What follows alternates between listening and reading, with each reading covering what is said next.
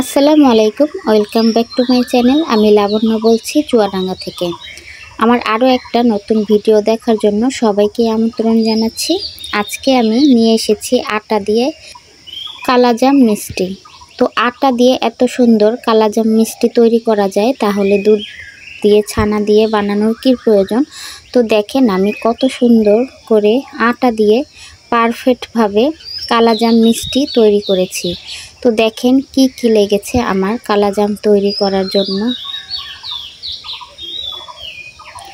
এখানে আমি 1 কাপ আটা নিয়ে নিয়েছি। সুন্দর করে এটা আমি চেলে নিব।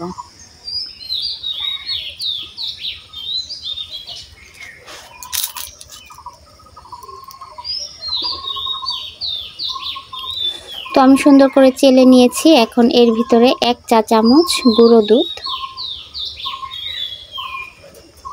1/2 চা চামচ বেকিং পাউডার, 1/2 চা চামচ ইস্ট,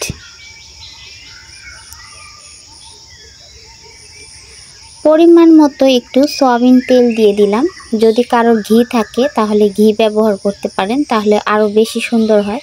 আমার ঘি ছিল না, তাই আমি তেল ব্যবহার করেছি। এখন আমি ভালো করে এটা মিশিয়ে নিব।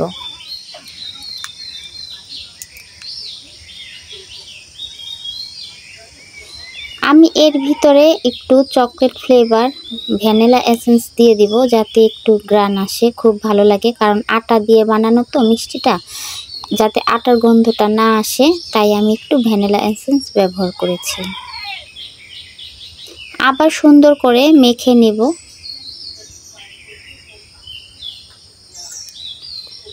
এখন আমি নরমাল তাপমাত্রা একটু করে পানি ব্যবহার করব, যাতে বেশি নরম না হয়ে যায়।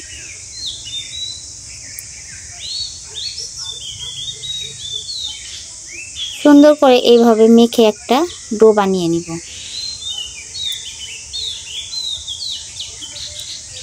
এই যে আমার সুন্দর একটা ডো হয়ে গেছে। এখন আমি 5 মিনিটের জন্য ঢেকে রাখবো।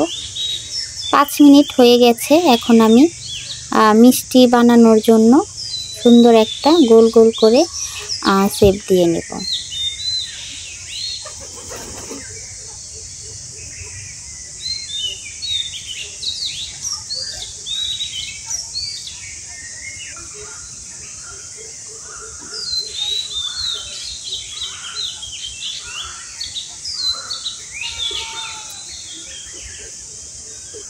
এইভাবে করে সব কয়টা আমি বানিয়ে নিব। কিছুটা লম্বা বানাবো আর কিছুটা গোল গোল বানাবো। সব কয়টা আমার বানানো হয়ে গেছে। এখন আমি একটা প্যান বসিয়ে দিয়েছি। এর ভিতরে তেল দিয়ে আমি মিষ্টি কয়টা ভেজে নেব।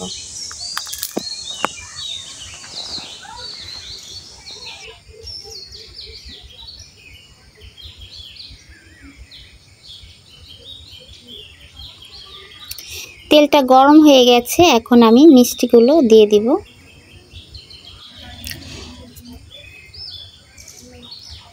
এখন একটু আমি ভালো করে নেড়ে চেড়ে দিব, যাতে পুড়ে না যায়।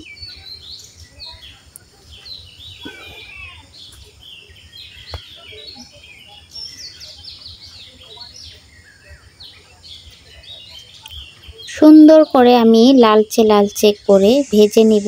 কম আছে, বেশি আছে ভাজা যাবে না, তাহলে ভিতরে কাঁচা থেকে যাবে আর উপরে শুধু লাল হবে। আমি কম আছে সুন্দর করে ভেজে নিয়েছি। এই যে মিষ্টিগুলো আমার ভাজা হয়ে গেছে লালচে করে। এখন আমি তুলে নেব।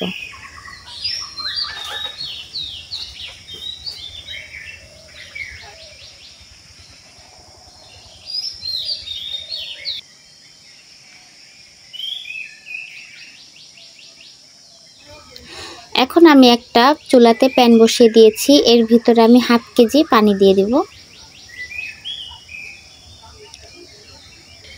স্বাদ মতো চিনি,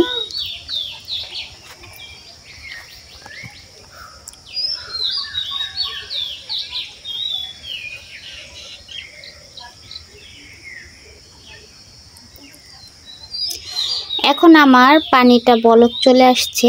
এখন আমি মিষ্টিগুলো দিয়ে দিব এর ভিতরে। এখন আমি 10 মিনিটের মতো এইভাবে জ্বালিয়ে নিব।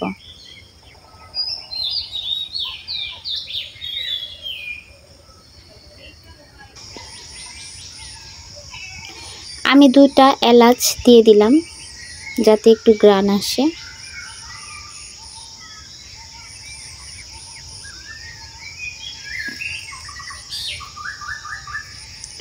এখন আমি ঢেকে দিলাম।